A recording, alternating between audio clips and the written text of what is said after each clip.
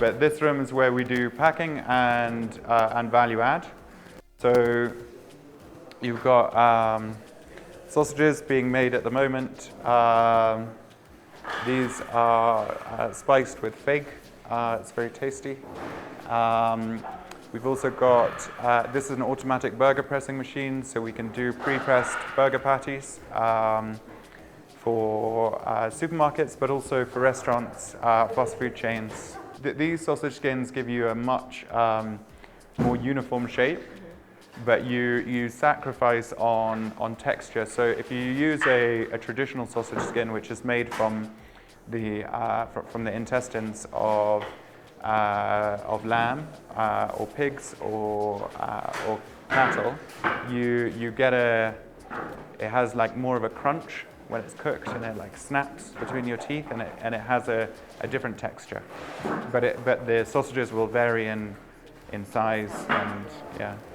So the scale system generates barcodes for each product, and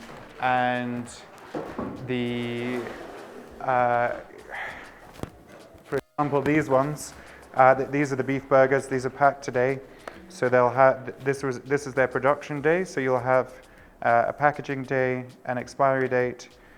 This is a frozen product, so the expiry is, and you turned it over and you saw that it had been packed nearly a year ago. As a consumer, you would immediately put it back. It's not that there's anything wrong with the meat, it's just the way that our brains work, yeah? So we put a 6-month shelf life on frozen products. These are our beef burgers. They are available in Chandarana and lots of other retail outlets around the country. Yeah, so that's what's being packed today. The vacuum packing machine that we have there, it vacuum seals meat into bags, so that you're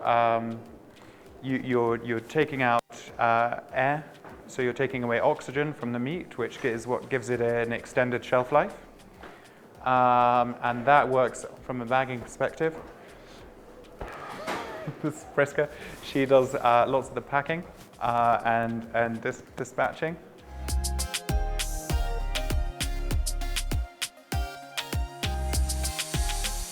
Basically, the chamber creates a vacuum which removes all of the air, and then it seals the bag with a heat seal so that the air stays out. Yeah. So what bacteria needs to grow and to thrive is moisture, temperature, and oxygen. So by vacuum sealing like that, we've taken away the oxygen. Yeah, so it's a very low oxygen environment, so it's very hard for bacteria to thrive in that. Now when you keep that meat cold in a chiller, you're now taking away another one of the possibilities for bacterial growth. Yeah. So these are the 2 different kinds of packing we do. So you can see on this, what's this one? So you can see the machine sucks all the air out, and then it form fits the film to the shape of the meat. So there's no way for air to get into here. And this is a 100% barrier film onto a biodegradable cardboard tray.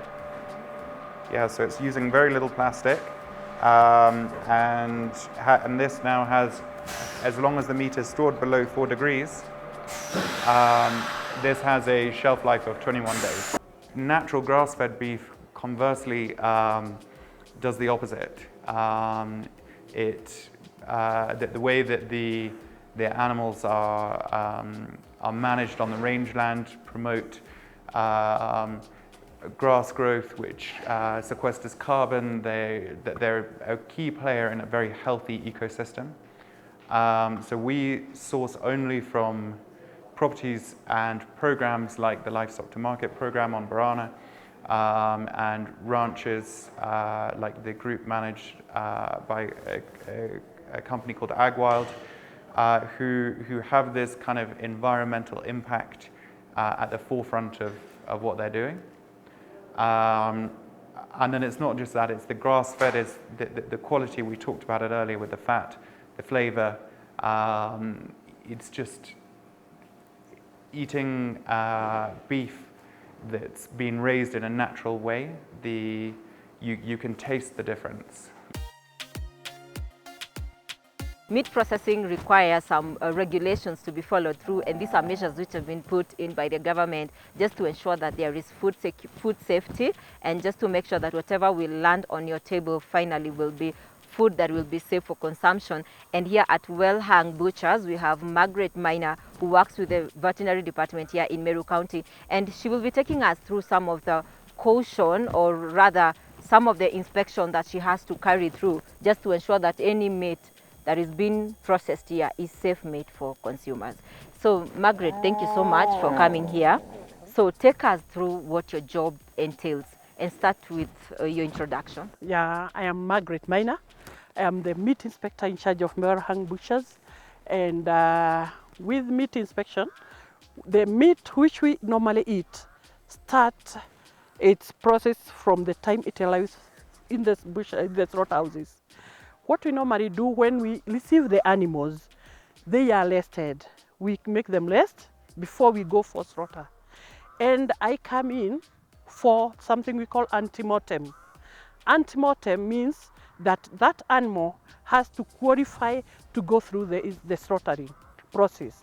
That means it is free from diseases, which are obvious, you can see. Yeah? As you look at the animal, you can see if that animal is sick or it's not sick. For example, as you can see, these animals, they look healthy.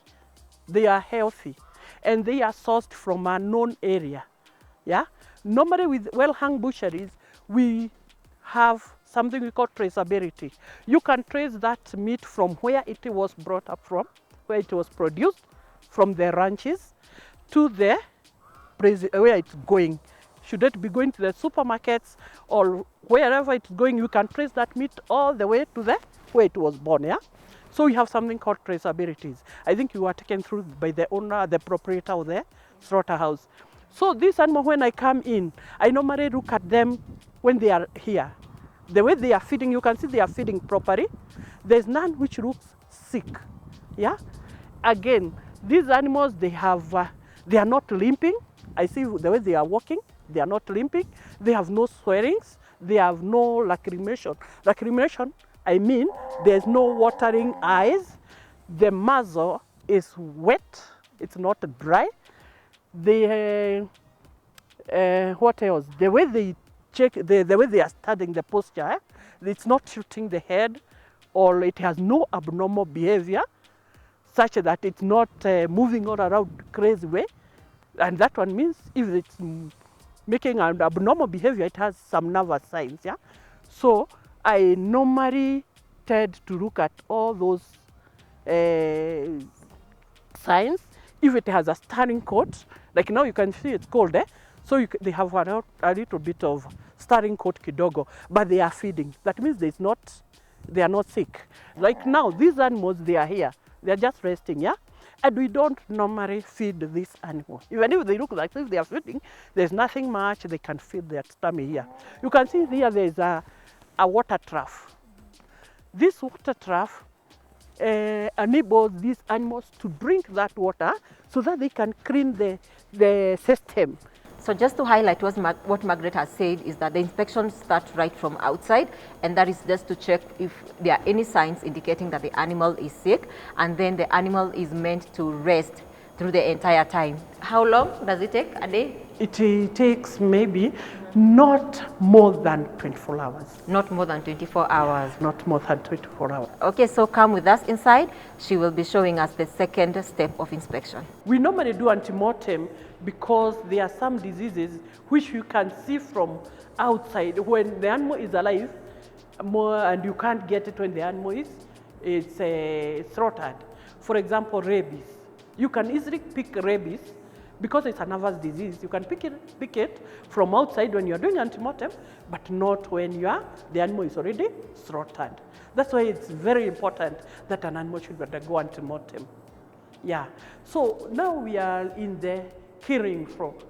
This killing floor, you can see it's a divided.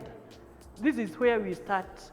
There is this curtain which we have, which is normally put here to divide the clean area and the dirty area. Why do we call it dirty area and clean area? Because this is where the animal now, the blood is being drawn from here. This is where we do the stunning. The animal is stunned. We do humane slaughter. Humane slaughter, that means the animal is handled in a humane way. Maybe there is this one thing that you would want the consumers to know, or the public to be aware of, just to make sure, and especially during this time, and also after, just to make sure that at any given time, you're not risking to eat a meat that is contaminated. Tafadhali sana wasikule nyama isiyo haijakaguriwa, hasa wakati msimu wa Krismasi. Nyama ikichakufa msile tafadhali. Ni vyema msichinjie hata nyumbani. Tafadhali chukueni mifugo wenu, pelekeni Slaughterhouse, mutapimiwa na mutabeba nyama safi. Manake tumeshaona sisi wale tunakagua nyama, tunaona nyama ikichinjiwa nyumbani ina uchafu, ambaye hasa inachukua uchafu kutoka kwa hiyo compound, hiyo environment mnachinjia. Alafu mkikula ile nyama mnajiwekea shida nyinyi. Inaweza kuwa nyama ilikuwa ng'ombe ilikuwa mzuri, lakini mmechinjia pahali pachafu. Na nyama imepata contamination na mkikula mnaanza kuharisha. Ama nyama ikikufa, tafadhali, hata kama ilikuwa imefura tumbo ama chochote kile, msikule tafadhali. Manake hiyo ni kujiletea shida, sababu hujui, wewe hujajua ni mbona ilikufa. Na kitu kingine nimeona ambaye inaleta shida sana ni watu wanakuja kwetu sisi wakaguzi wa nyama kutuambia hii ng'ombe haikuwa na shida, niona itakufa, nikakata shingo, uja unikagurie. Sisi kawaida hatupimi hizo nyama. Hata kama ulikata shingo, sisi tunakwambia zika. Manake sisi hatukuwa hapo tufanye antemortem, tuone hii ng'ombe ilikuwa ugonjwa gani, ama ni ugonjwa inaweza dhuru ama idhuru. The best thing wananchi yule nagewaomba, tafadhali walete nyama kwa Slaughterhouse, hasa zile mtakula Krismasi.